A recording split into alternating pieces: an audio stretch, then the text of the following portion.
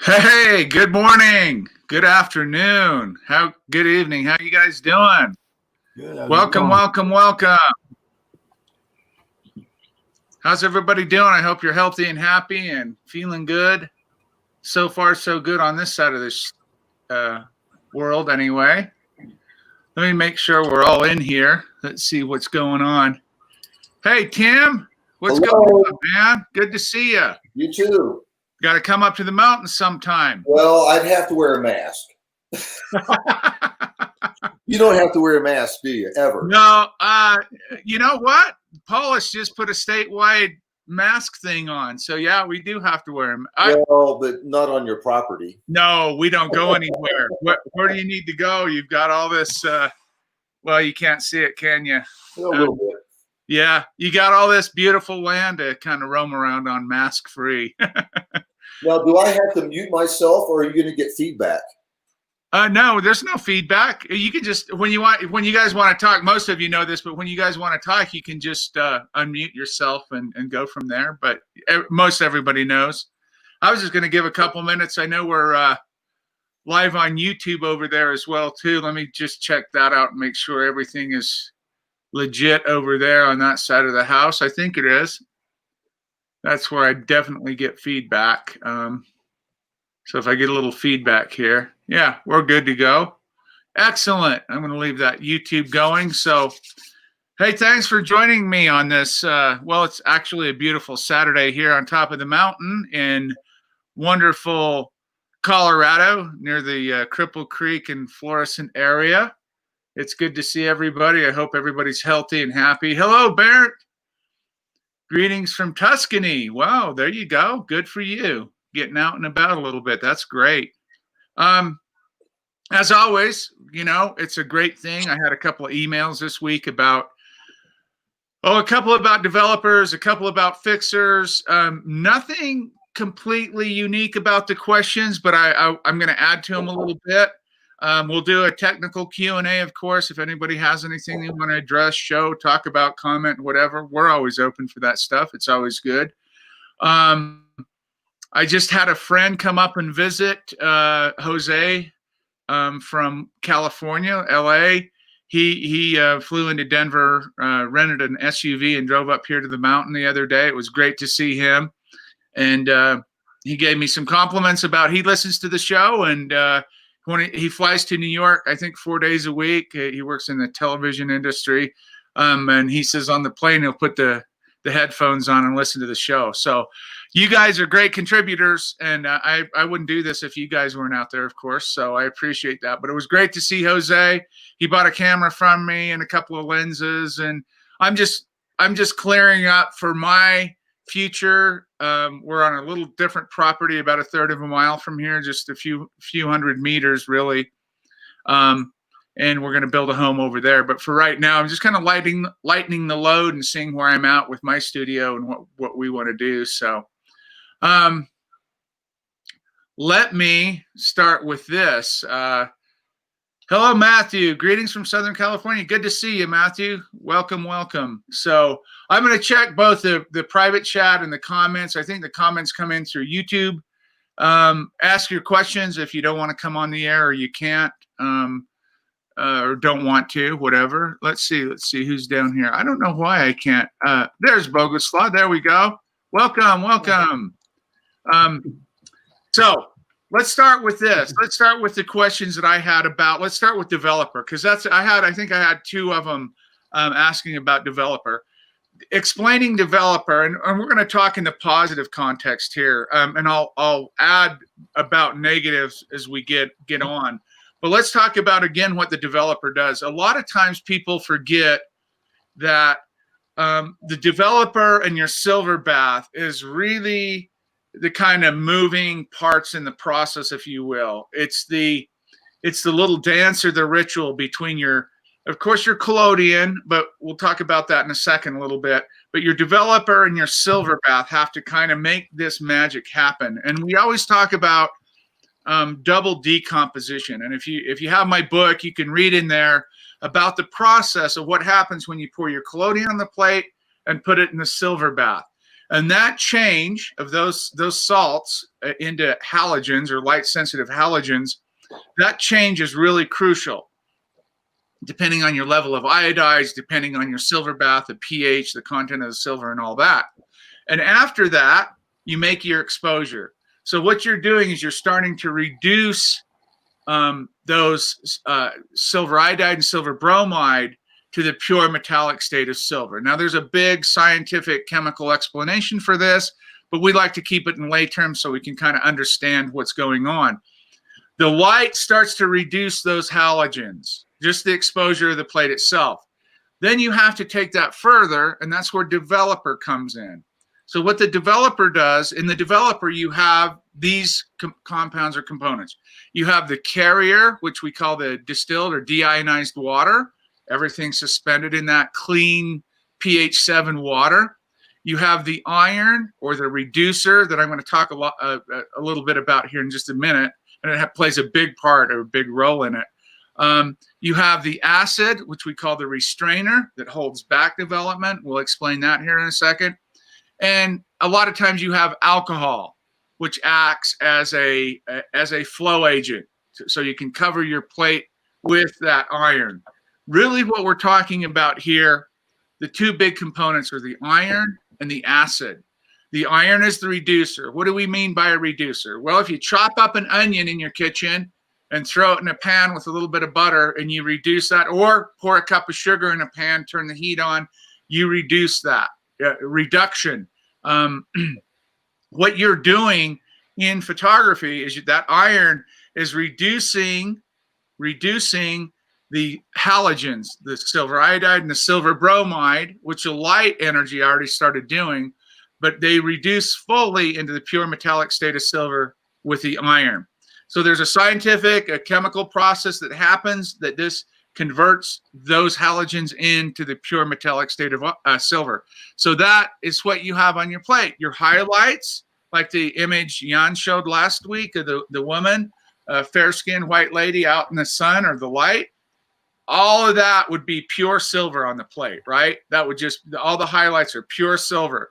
The void areas or the glass areas, if it's on a glass plate where you can see through it, those are all your shadow or dark areas. Then you have your midtones all the way up. What the iron does, wherever that light's hit, reduces that silver to the pure metallic state of silver. So your highlights are bright and your shadow area or void areas are clear glass or black metal or whatever you're doing, right? Black plastic, whatever you're making the image on, substrate-wise. Then you have the acid in the developer, and the acid plays a huge role. This is where a lot of people have problems, especially this time of year in the summertime. What we have happen, we have that iron that's reducing this exposed silver to the pure metallic state of silver, starts interacting with all the silver. Remember, the whole plate is covered with silver, right? You only want to reduce where the light has struck the plate. That's the only thing you're interested in doing. So what the restrainer or the acid does in it is it holds back. So all that unexposed silver is not developed. When that unexposed silver is developed, what you have is called veiling. And this is the stuff where you can take your cotton ball, you see the image kind of faintly under there, you take the cotton ball and you run it underwater and you wipe that away and voila, there's your image. There it is, bright and clean. Why is that? Is because you had all that unexposed silver develop. It's not restrained enough. Now, you say, wait a minute, Quinn. And this is one of the questions this week I had was, wait a minute, I had acid. I had a restrainer in my developer. Well, your heat's gone up quite significantly. Maybe your developer's a little bit older. There's a lot of factors. You just have to add a little more restrainer until when you develop that plate for 15 seconds, you get no veiling. Now, another thing people do, and this is another question that came in this week, was, oh, I'm going 25 or 30 seconds. That's too long. They've underexposed the image. They're pouring the developer on and waiting to see those highlights. Now, that restrainer will only work in a window, just like film. Traditional film, we had the same thing. There's restrainers in traditional film. Hello, Linda. Welcome, welcome. Glad to see you. Awesome. So that the reducer, the iron, takes all that exposed highlights to the shadow area, midtones, all the way down to the pure metallic state of silver. The acid allows that to happen. The acid allows the developer to act on the restrainer. So at the end of the day, what you have is you have the iron and the acid acting in conjunction with your exposure to produce and develop only the exposed area of the plate and leave everything, all the rest of it alone. So what happens to all the rest of it? The second part, why I said in the description, developer and fixers, the second part of it is right after you wash that plate, you arrest development basically, and you wash all your developer, your acid compounds, all your iron off that plate, really is what you're doing. You put it in the fix. And the second, one of the other questions I had, or the second part of one of these questions, the person wrote about the two problems they had, iron and restrainer, iron and reducer and restrainer, was what happens now in the fix. We've talked about this a lot in the different types of fix, and I saw a couple of questions come up about potassium cyanide, the dangers of using that and everything else, and that's true. Well, I'll address that in a little bit. But what generally the fix does, and we owe this to who? We owe this to the great Sir John Herschel, which no one ever speaks about. I don't know why, or very rarely. He was a wonderful scientist, astronomer. He had a lot of accolades to his credit. But he's the one that gave Daguerre sodium thiosulfate, the way to preserve that image you put on that plate. What does Fixer do? Fixer removes all of the unexposed silver from the plate. That stuff you don't want on there. Remember, the entire plate's covered with silver. The highlights, midtones, down to the void areas are developed with the reducer, restrained with the acid. Now the fix removes everything else. So it's really important. Can you imagine if you didn't remove that unexposed silver, or that unexposed silver will what? Develop in light. So if you don't remove that and completely and thoroughly, and then wash that plate and wash all those combined silver cyanide and silver compounds out of the plate or off of the plate, you're going to have a plate darken or fade over time. So fixing is crucial. I mean, if you're talking about archival qualities and longevity, basically, the reason that I use KCN, and people ask me this quite often, why are you using KCN, such a dangerous compound?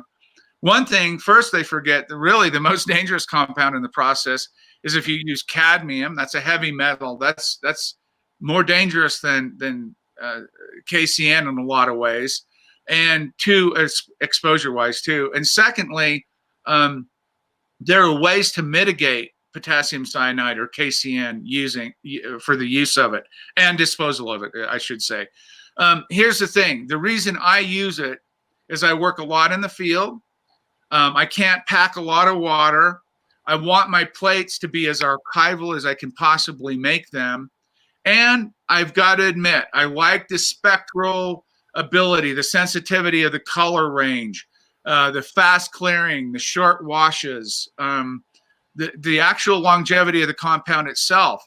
And it in the essence, it gives me personally a better image, whether it's a positive or a negative. It clears faster. It's less water intense. Shorter wash times mean you're not using as much water. And here in Colorado, not that we have it this year, but there are drought situations around the world. You're going to see water's going to become more and more a problem for people, right? And so you're turning your faucets on and running that water constantly. It's not, I'm not, I try to be conscious of that. And so that's kind of the overall on the fix. Removing all the unexposed silver. The developer takes care of the highlights, midtones down to your void or shadow areas.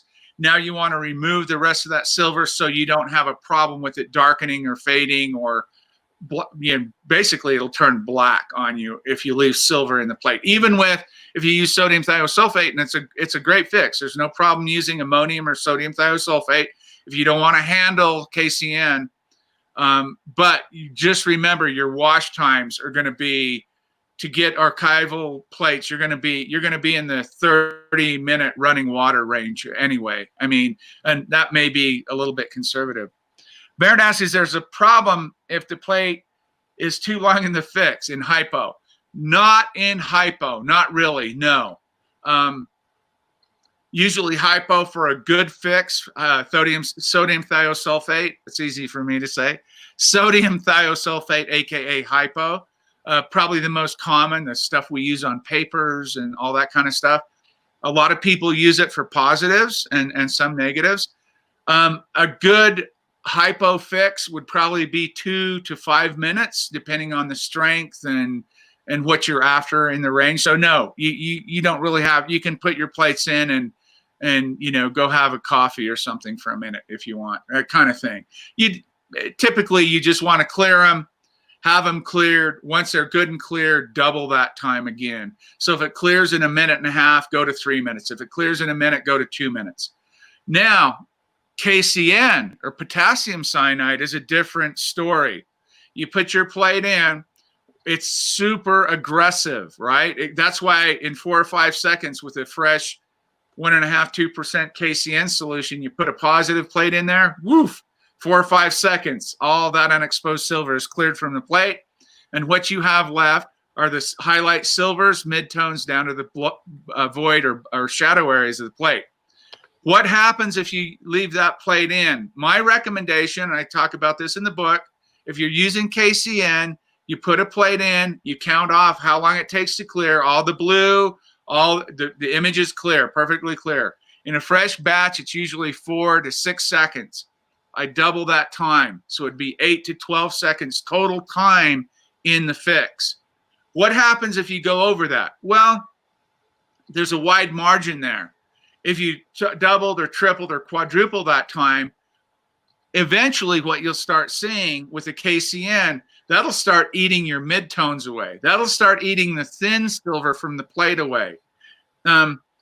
It's kind of like the potassium ferrocyanide, the farmer's reducer in a very mild form. Like if you wanted to get rid of silver on the edges or whatever, you could use that ferrocyanide and really, really be aggressive and eat that silver away. Potassium cyanide will do the same thing.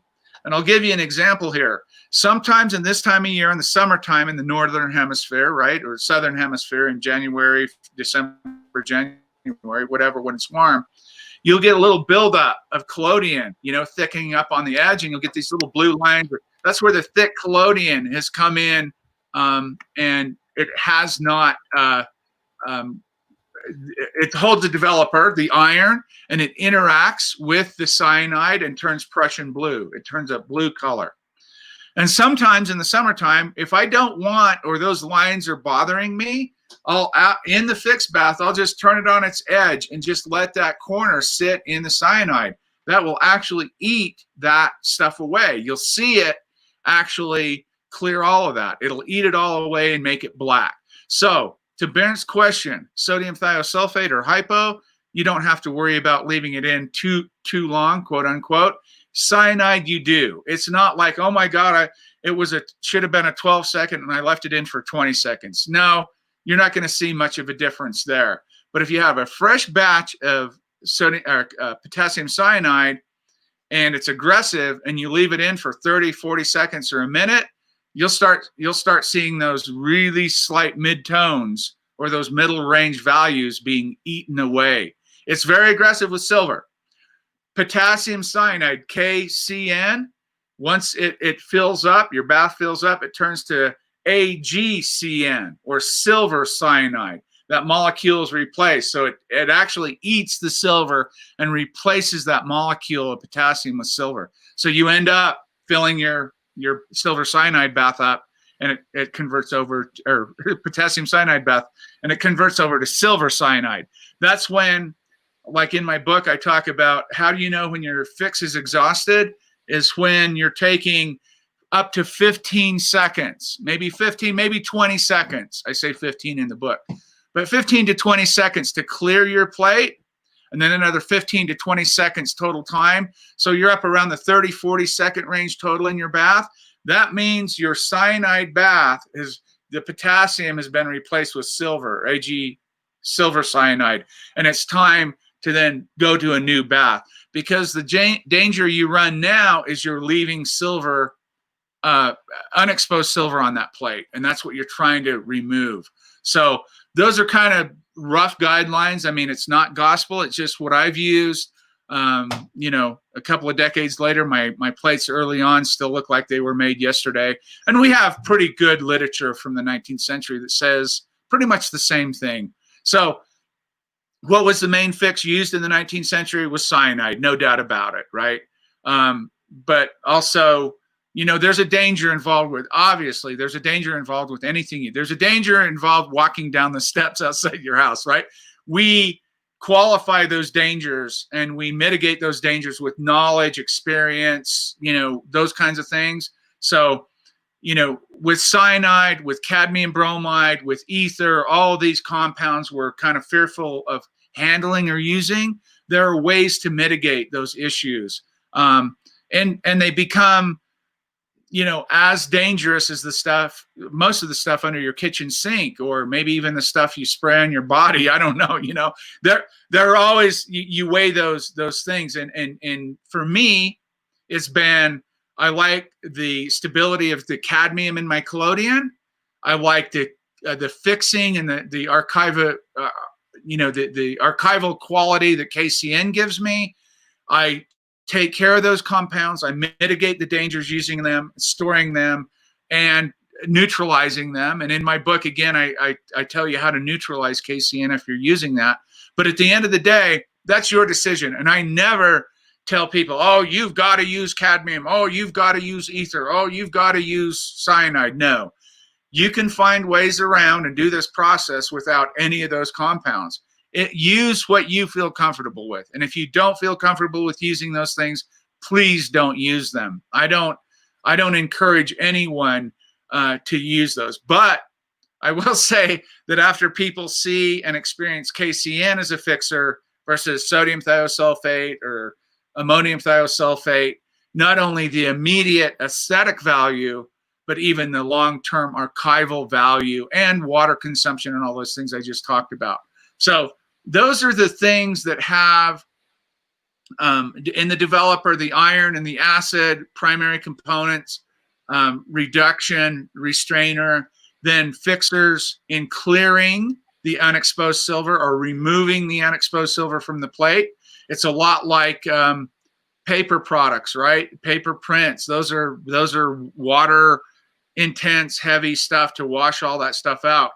The albumin has had a problem since its invention of yellowing over time. A lot of that is because of the egg white itself, yellowing, the actual albumin egg white itself that the silver suspended in, yellowing. But there, again, there's a lot of that sodium thiosulfate bound up in there that wasn't washed completely well and having problems with those prints over time. So it's just versus like a colloidal chloride, right?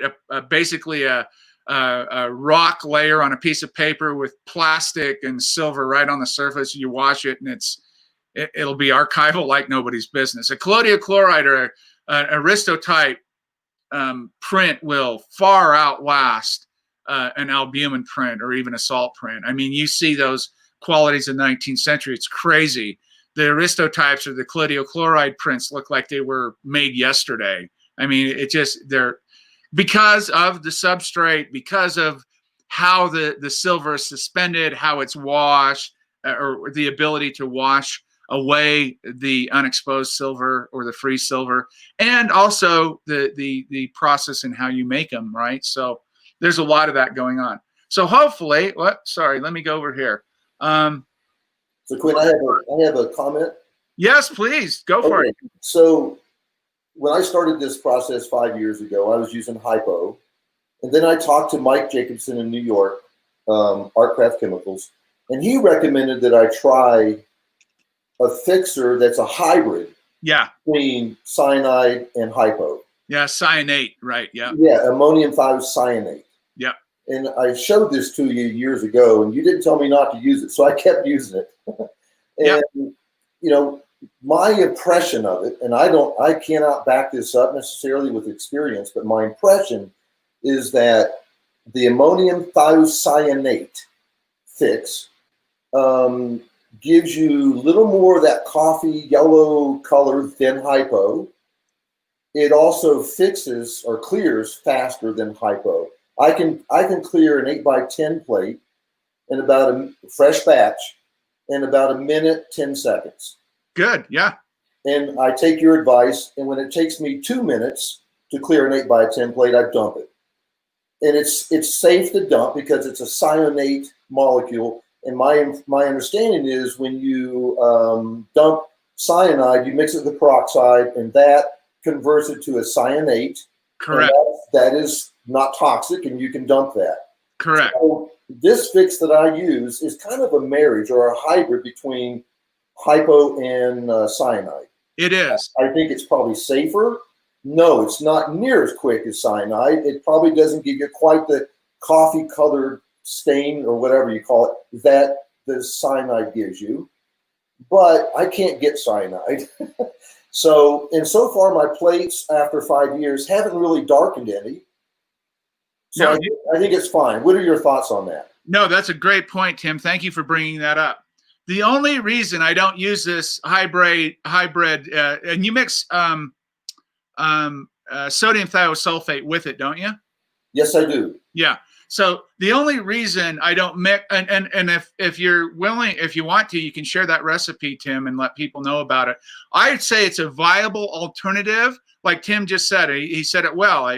There's nothing really to add to that. It's kind of a cross between getting some of the advantages of the cyanide, the KCN, and the still being safe on the hypo side. And it's a hybrid, and he's absolutely correct. The cyanate molecule is not a cyanide molecule. It's safer. It's all those kinds of things. And the only problem, again, that I would have with that, and it's perfectly fine to use, and please explore it if you're interested, is that archival quality. My big thing has been that for the last 15 years of my journey in this, I've sold work, right? I've sold plates. I've sold photographs. And my big concern with that is I hope to live a little bit longer. My big concern for that, if I'm dead, I guess they can't bitch to a dead person. But my big concern about that is I don't want to have a patron come back or someone that's purchased my work and come back and say, my God, look at this. What's going on here? Because I made a choice in the process of a compound that was inferior or wouldn't last. Because I don't know what are people going to hang these plates directly in the sun in their living room or in their gallery, or how are they going to be stored? How are they, I don't know. So I have to take all the advice of the 19th century, all the science, and say, these are my choices, and this is what I use. And that's one reason. And I gave you some of the other reasons: water, time, in the field, all those things, right? They all play a role in this. But Tim's absolutely right. That hybrid kind of, I get this warmer color, these warmer tones. If you're after that, if you're not after that, use the sodium thiosulfate that's 100 grams in a liter, a 10% solution. That'll give you cooler plates, a more silver finish positive. There are ways around using your chemicals and compounds and understanding them to achieve the aesthetic that you want. And that's what we have to remember, that we first need that roadmap to drive, to know where we're going, and then know how to operate our car and know what the signs are along the way to get to the place that we want to go. That's how I kind of look at photography. When you're doing these kinds of historic processes with all these different variables, that you can achieve a million different things. And I don't know what everyone wants, right? I can only speak for myself, from safety, handling, aesthetics, speed, convenience, whatever, archivability, whatever it might be that you're after. That's what you have to address. So we're just trying to throw out, and thank you for that, Tim. We're just trying to throw out some ideas to everyone and have everybody share what they think and what they're using and why, or if they don't know why, kind of try to shed some science behind it. Boguslaw is asking, Is it important to use still the same developer capacity? How much for a 5x? You know, let's address that. In fact, I'm so glad you asked that, Boguslav, because in the end, what happens, and I didn't describe this in developer, but I'm glad I'll circle around and come back to developer. You're asking about how much developer, should I use 10 milliliters or 20 milliliters or 100 milliliters to develop a certain size of plate?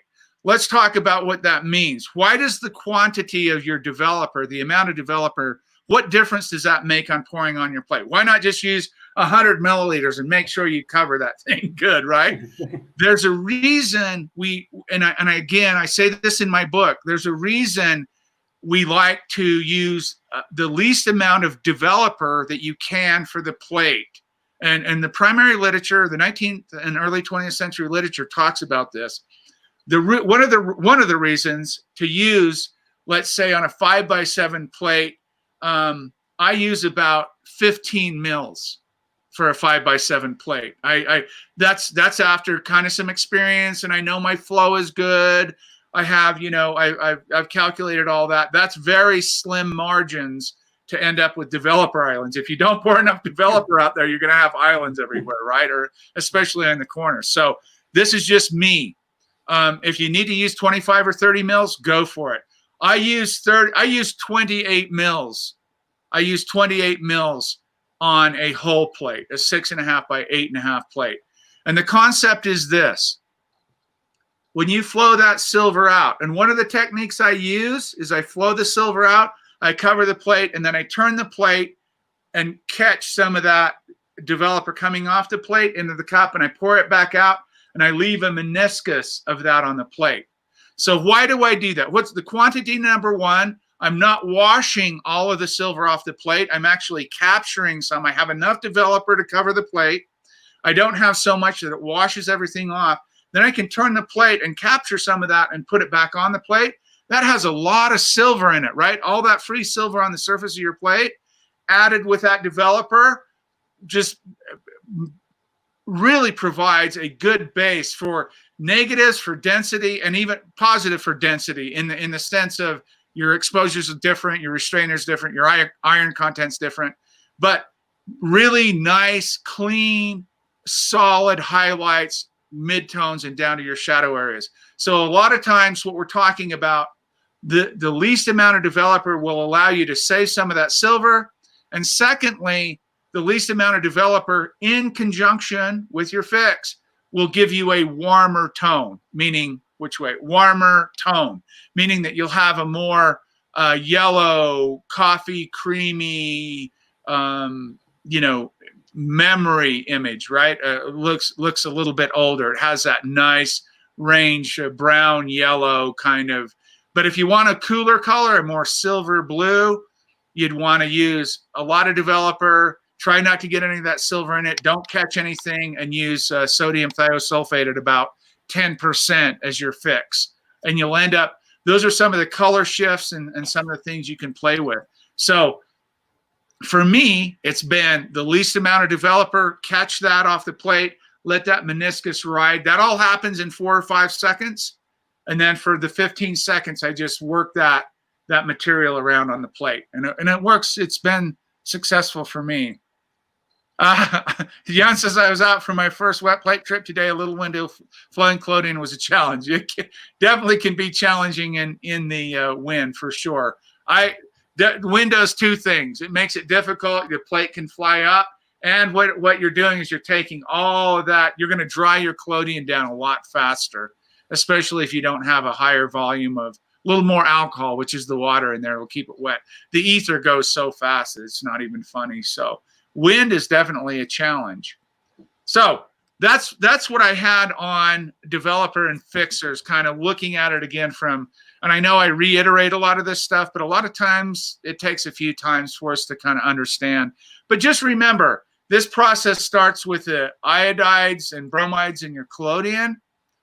But for the developer, the iron, the reducer, and the acid, the restrainer, are the 2 components to shift those iodides, those halogens at this point that's been exposed, into a well-formed image.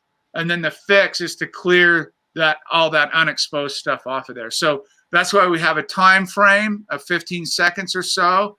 And when it's cooler, you could go up to 20 seconds. It's not, this isn't gospel. These are guidelines. And because lower temperatures tend to extend things a little bit. But that's why we have guidelines. You never want to change your development time or your development technique. You always want to change your exposure time. If you pour developer on a plate you've just exposed and it flashes right up, everything's there, that means it's overexposed. If you pour developer on there, you do your little technique, and in 4 or 5 seconds, you don't see the highlights coming in. In 10 seconds, you just start barely seeing the highlight. 12 seconds, 15 seconds, you're just barely seeing the highlights. That means it's underexposed.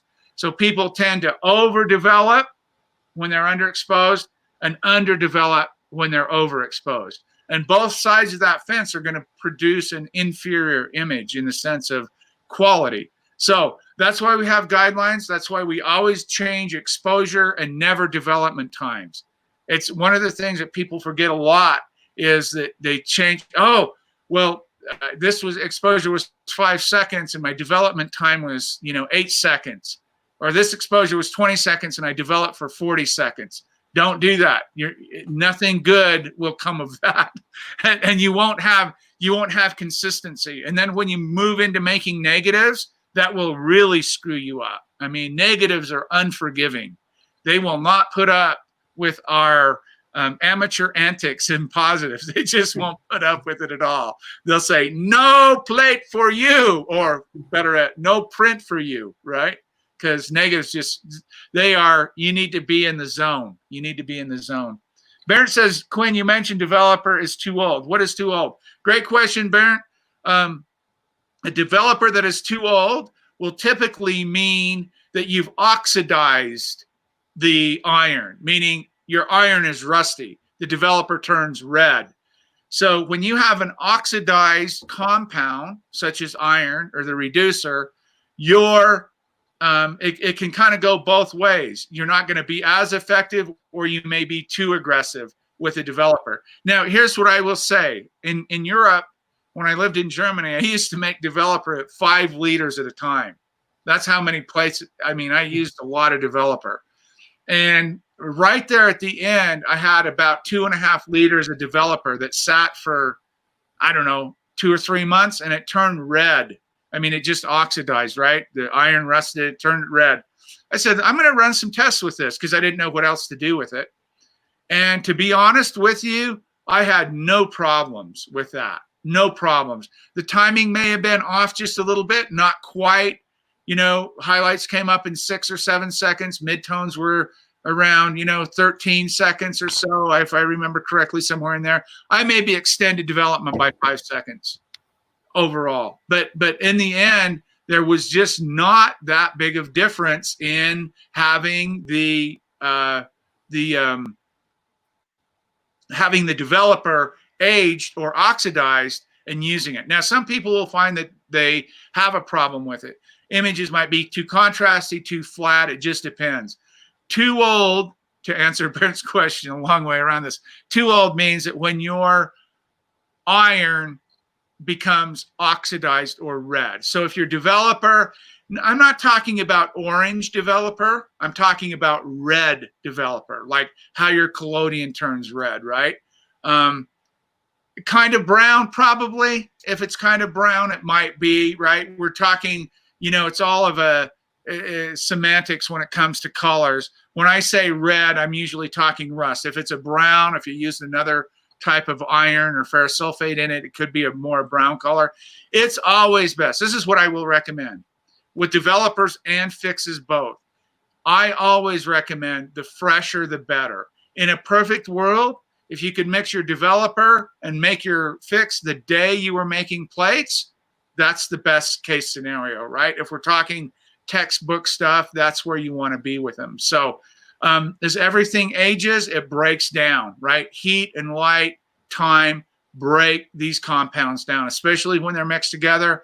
They start interacting, and organic chemistry, if you delve into that a little bit, you'll see how these compounds change between time, heat, and light. That's kind of what we're dealing with here. They'll change over time, and you need to know when You can have use the collodion, use the developer, use the fix. You need to know, especially when they're interacting with other components or compounds. That's one of the reasons, and I said I'd touch on this just a little bit. That's one of the reasons people ask me, okay, Quinn, I'm just getting into wet collodion, and I'm probably only going to make, a couple of plates a month, or I'm only going to make plates at this time of year for a couple of months. What collodion should I use? And again, there's not that big of a difference in collodion. So when you look at these recipes, and God bless them for marketing, I guess, but when you look at these recipes, I'll tell you the difference. These are the basic differences in collodion and nothing else. The basic differences are shelf life and speed. And when we talk about speed, we're also talking about contrast. So shelf life and speed. So I tell people, if you're only going to shoot between May and July, and you're only going to make a couple of plates a month, use a collodion that has a potassium-based iodide, a Ki, not an NH4i, not an ammonium iodide-based iodide. The reason for that is the potassium is not solvent is not soluble in solvents, and the NH4i, the ammonium iodide, breaks down quickly. So if you're going to make, if you write me and say, hey, Quinn, I make 40 plates a month, use the NH4i. Why is that? Because you're going to get that nice tonality quickly. Your shelf life is going to be about 30. You're going to be about 3 months to 4 months, 90 to 120 days in a cool, dark place. It's going to perform well for you. I've had it last up to a year, though. And you're going to get that tonal range. If you're only making plates once in a while, use something you can put in your cooler that will last a year or a year and a half without changing or turning red. Once your collodion breaks those iodides down and turns red, the only real good thing for that is adding it to new collodion to ripen it quickly, or using it for negatives outdoors. Those are the kind of the two things, because it's going to be super high contrast, super slow ISO.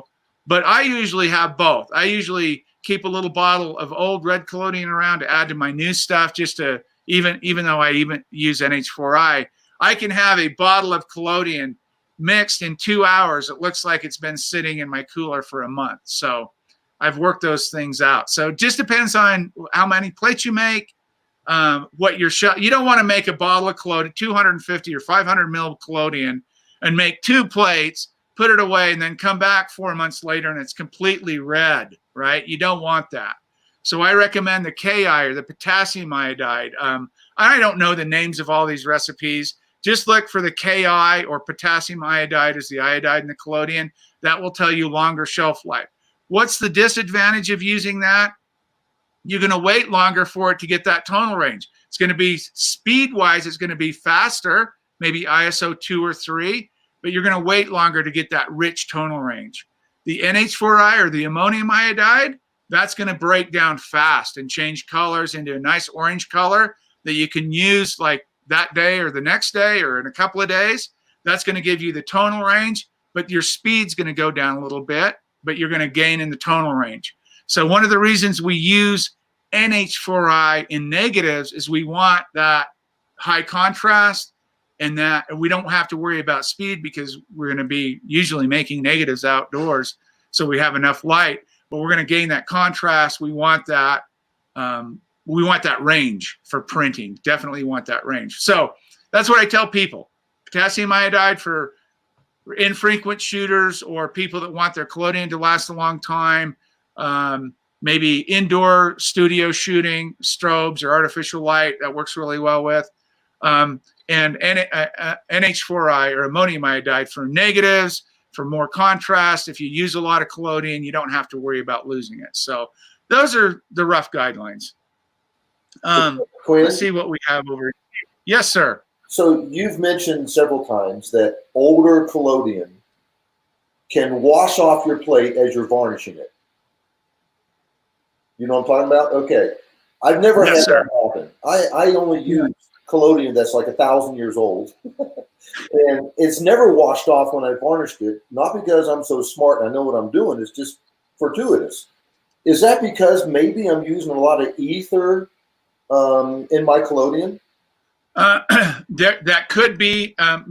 Let's go back to what you're asking about, and it's another great question, by the way. What he's talking about is sometimes, especially if you're using older collodion, more red collodion, not so much orange. You'd have to get into the really darker collodions, what I call highly iodized collodions. A lot of times you pour a plate, make the exposure, develop it, everything looks fine, and then you dry it, you go to varnish it, you pour your varnish on, and the image just melts away. It just literally melts away. What that is that's the alcohol in your varnish interacting with the nitrocellulose or the collodion.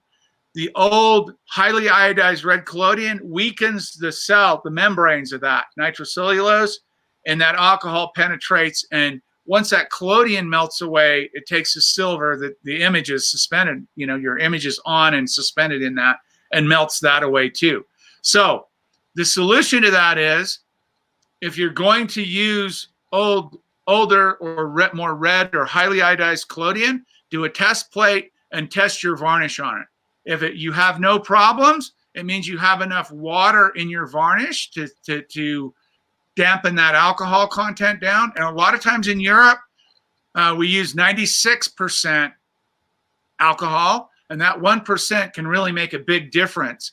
You may have to add a few drops of water, distilled water or deionized water, to your varnish so it doesn't melt that plate away or melt that collodion away. You can still use old red collodion. Just make sure you test it with a particular varnish you're using. And it's only the varnishes that use alcohol. If you're using a modern Solutex or Renaissance wax or something like that, this is not applicable at all. It's the alcohol that's working on the old weak nitrocellulose collodion that just melts that away. I've had 16 by 20 beautiful portraits melt away and just kills me. So that's a great question, though. That's a really good one. Jan says, I store my plates in a small container with water. Yes, perfect. Fish. Yes. Wonderful methodology. Wonderful methodology. Not only do you, unmute yourself there, Jan. Yeah. I can't unmute you. You unmute you. There you go. Yeah. I used this once today for my 5.7. So I fixed the plate, and then I just I have a 20 liter with water, and then I just take the plate inside here and I change water sometimes when I take a new pictures. So that's perfect. That's perfect. And then I have a big plastic box in my car, and I drive home and I take the finish. So you get double the effort. You get the washing time. You're out in the field. Those plates are in those containers washing around. That is a good way to go. The only disadvantage is it's not running water, but it's still water. Today was the first time I was out in the field, and as I wrote earlier, it was windy. It started raining. I got the four plates, two tin types, overexposed. It was cloudy, started raining, but that was so high UV, around 6-7. I don't see the app, so I try aperture 16. Okay. And 10 seconds. No, too much. So I go down to 8 and 6, and 6. So that's what's a negative. I want the negative today. Perfect. I go there. Yes. I think they're going the hardest way. They is to go out to the field and making negatives. Yes. But I said on a Facebook group earlier today. Oh, okay. Yeah, I haven't been on there yet. But yeah, that's a great experience for you. It's a very difficult, strange feeling because you are out of your comfort zone. You are in home, it's a dark room. You have, you know exactly what you like. If I do flashes, I have UV lights. I use spots for stills, and I know every time exposure time.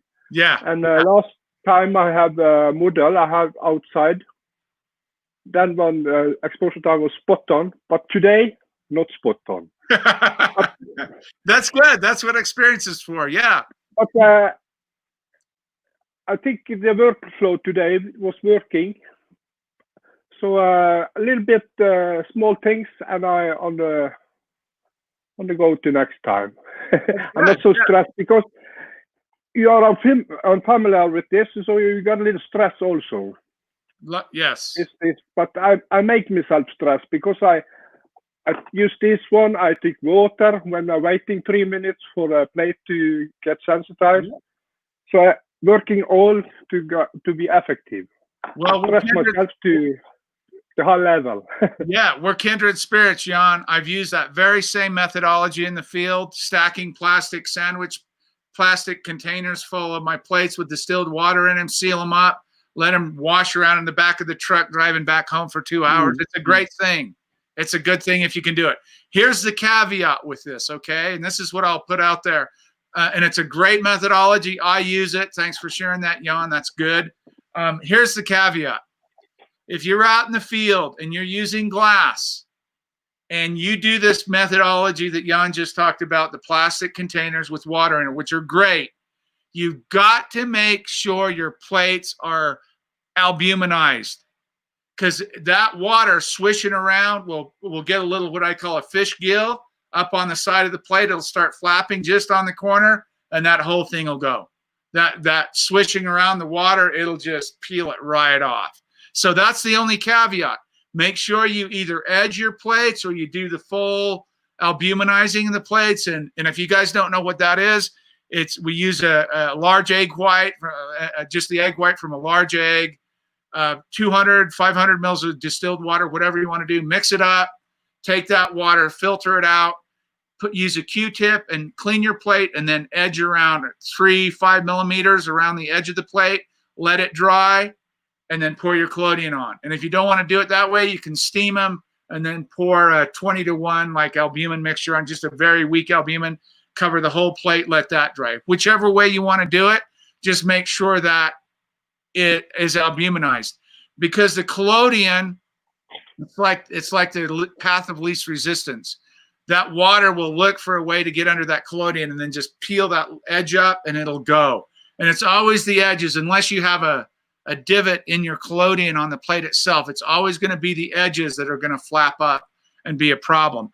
Great methodology, but don't use it unless you've albuminized your plates. Or if you're using aluminum, if you're doing it, don't worry about it. You know, plastic, aluminum, ferrotypes, other substrates, it doesn't matter. You're not going to peel off. It's only the glass that you have to worry about in this case. So it's a great methodology. Works really, really well.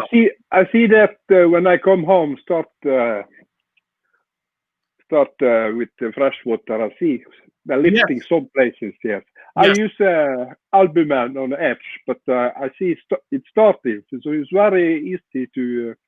I think you must have a very fresh, good collodion mix. That's another good one too. Yeah. So remember what I always talk about, all these plates spinning, and then you take all this outdoors, and it's the weather and the stress and the moving light, and it is not a small task to make really great images in the field, because you've got to have the experience behind you. You've got to have your workflow down, like I've talked about. You've got to know your equipment, not just your lens and your light and your chemistry, but your dark box or your dark tint or whatever you're using. You got to know, so you're not tripping and bumping things and doing this and doing that. I mean, there's a lot of moving parts to take this out on the road. There's a lot of moving parts to work in the field with this. I've taught field classes before, and they are super, super challenging for people. I wouldn't exaggerate. It's at least 10 times more difficult in the field to make a plate than it is in your nice, comfortable home studio where there's no wind, nobody's bothering you. You got some nice music playing, you know where everything is. It's all lit up nicely, you know. And that's good. I recommend people start that way, because you want to get your techniques and be comfortable with it before you go out and make a big, you know, God forbid, even dangerous, have a problem out in the field with this stuff, you know.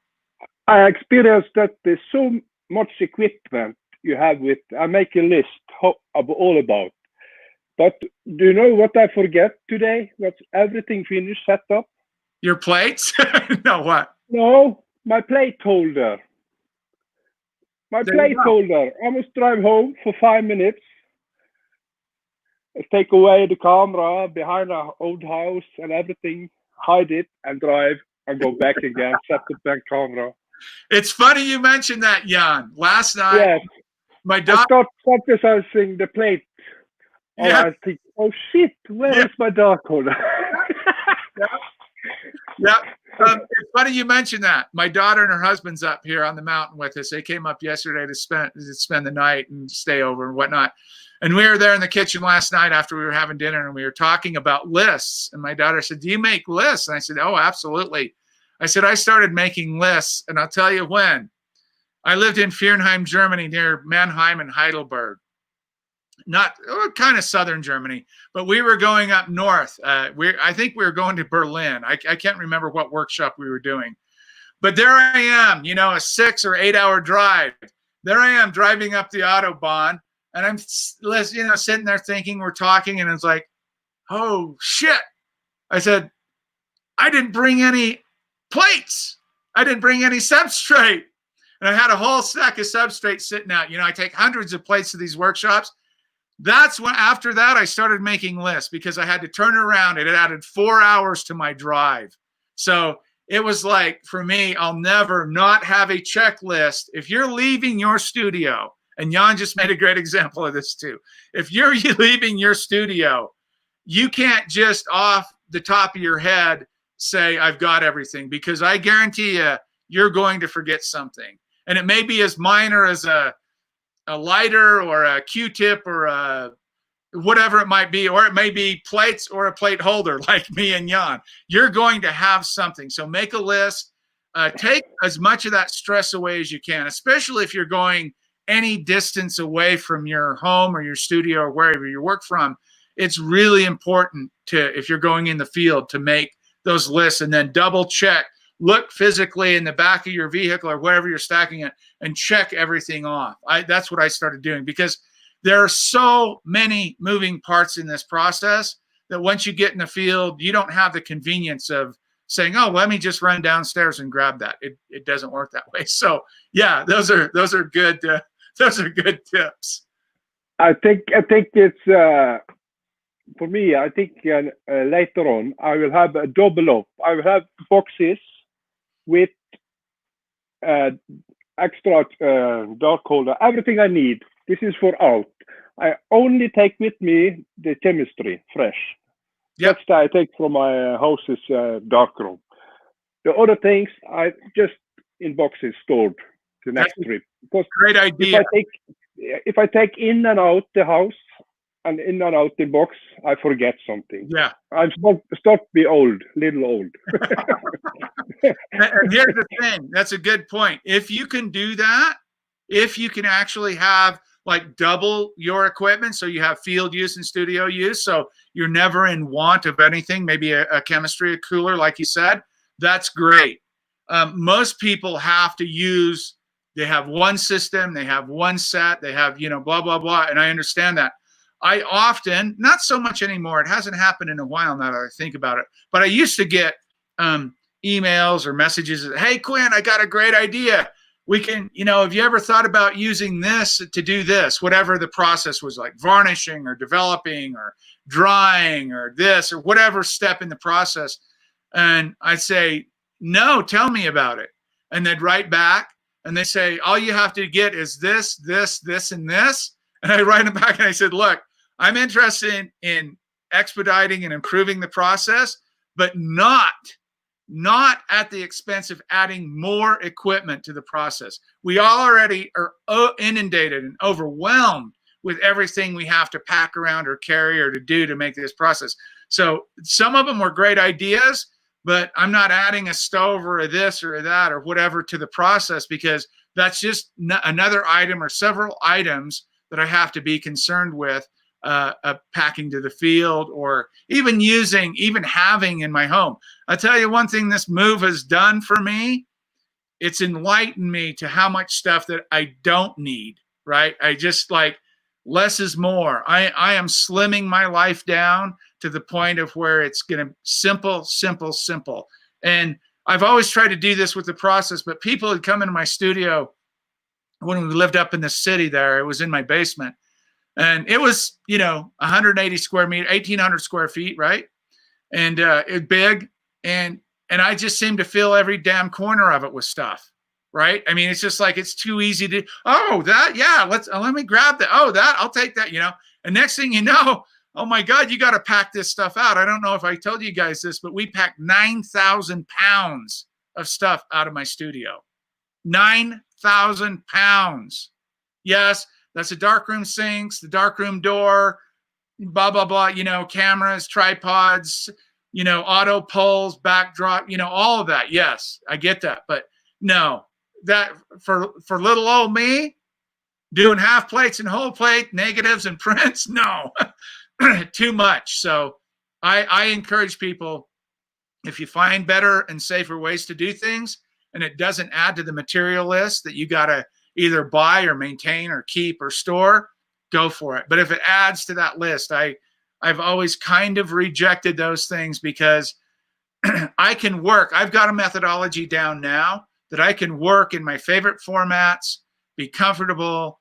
I've got a dark room to take on the road, work out of that. I've got all these methodologies down, and unless I see something that's really, really intriguing, I won't pay much attention to it, because it just adds to it. Barrett said, I had this question before, still have that orange skin with my varnish when I try different changes, like more alcohol, more water. Any idea? Well, actually, Barrett, I think we talked. He's saying there's a problem with varnishing sometimes, which we call orange peel. They're little tiny divots all over the plate, and it's pretty consistent. It usually has to do with humidity. It's usually water in the air that creates this, and or too much water in your varnish. And a lot of times, if you add more alcohol to your varnish, you're going to increase the water content. Or if you add water to decrease the alcohol content, sometimes you're going to have this orange peel thing. It just depends on your environment and your technique too. But I've never seen varnish, as when we talk about gum sandarac, sorry, I should qualify that.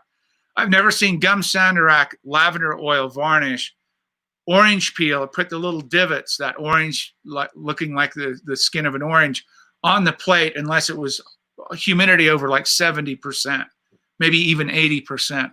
And my theory is that's just water in the air that's creating that problem, and or too much water in your developer itself.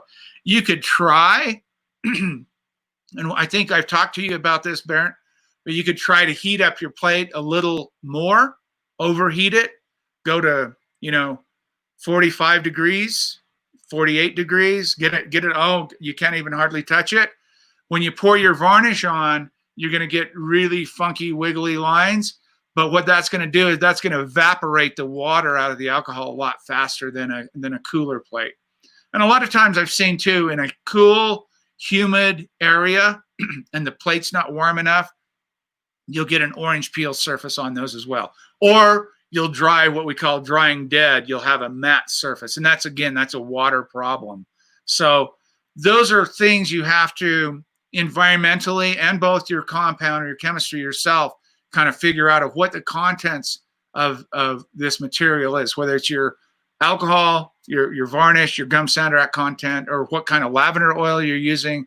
Sometimes people use oils that are just not compatible with varnishing in the classic sense. So I've never seen any real problems with modern varnish. The Solutech or the Soluvar, they just smell awful. They do a good job, but they're just, for me, and it's not about smell for varnishing, but for me, it is, it just smells so industrial chemical kind of thing when you pour that Solutech or Soluvar varnish.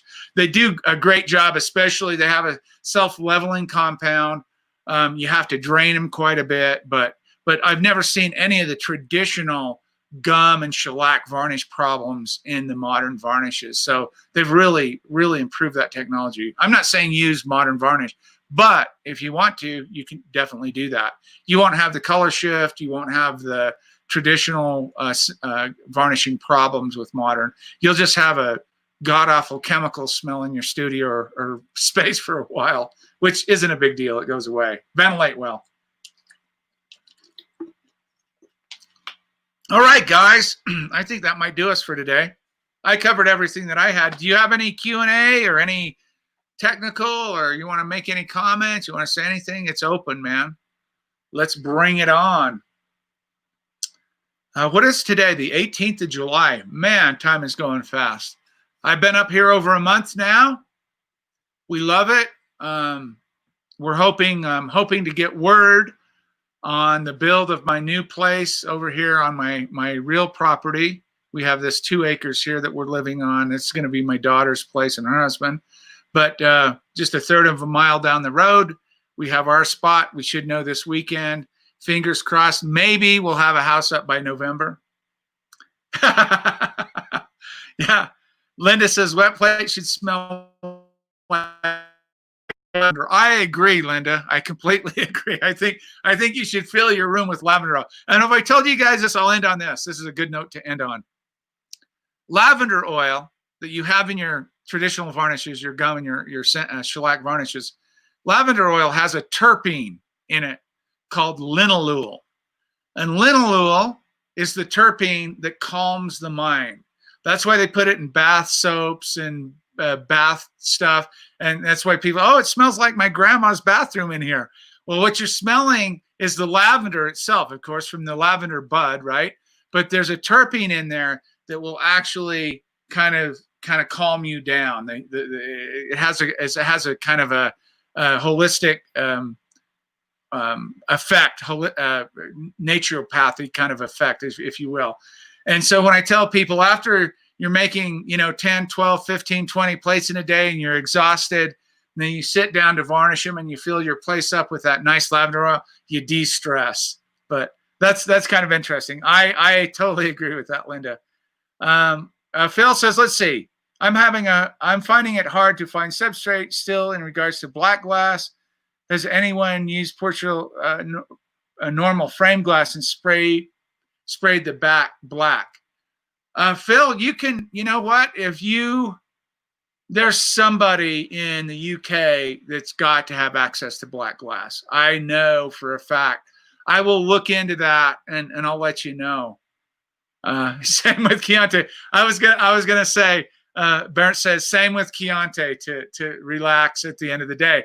I was gonna say a lot of people use alcohol, but yeah, that's the lavender oil and alcohol may have the ultimate effect. I don't know. But Phil, I'll look into that for you. We'll find you some black glass. Don't spray paint black on the plates. I think that, people bitch about even using gilsonite on them. Gilsonite, the asphaltum is one thing. Modern spray paint, that's not going to do you well. That's going to peel over time and cause problems. So especially if you put it on the collodion side. So stain black, too many ripples, and yeah, that's what you're going to get, Phil, with black glass. He says, I've gone down the route with a stained black glass, but too many ripples and pits in the glass. You may just have to find a higher quality of, because that's what it is black glass is imperfect. It really is. Jan says he uses black plexiglass, which is great, that the black plexiglass works really well. There you go, Jan. Yep. Black, use it as a backing. Yep. Yes, I spray on this black acryl spray in boxes. Yep. And then I use it on my ambrotypes. Yes. Perfect. Yeah. There's Jeebus. Perfect. Yeah.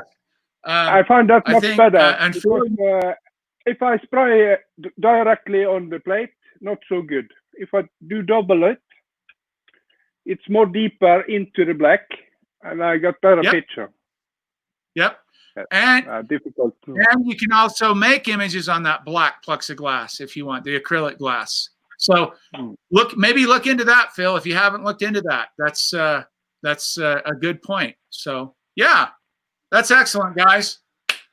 Stay healthy, stay happy, stay safe. I'll see you next week. I'll see you next Saturday if you join me. Thank you, guys. I appreciate it. If you don't have my book, go to Amazon, look it up. Most of you do, but if you don't, I appreciate it. Thanks so much for everything, guys. Have a great weekend. Stay safe, and I'll see you next Saturday. Ciao.